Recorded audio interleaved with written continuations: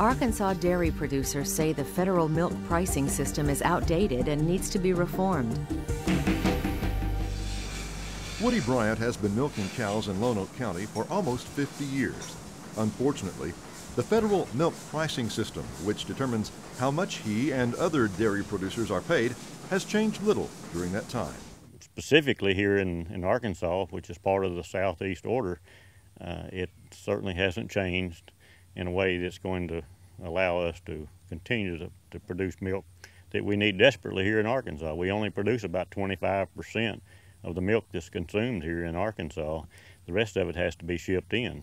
Bryant says producers and inevitably consumers end up paying a portion of the transportation costs to import milk from other states.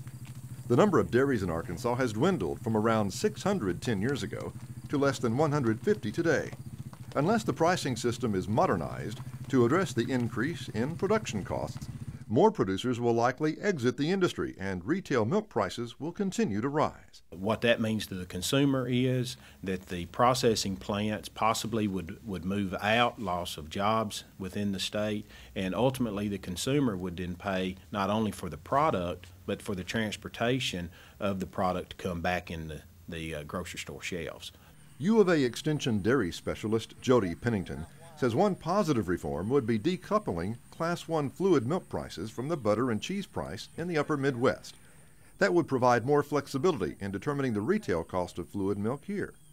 He says stemming the exodus of producers and increasing the volume of milk produced in Arkansas is crucial.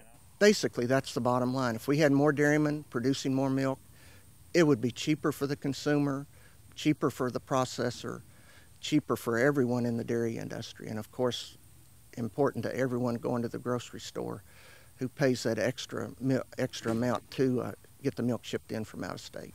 In accordance with a mandate in the 2008 Farm Bill, a special commission is to be appointed next year to conduct a comprehensive review of the current milk pricing system.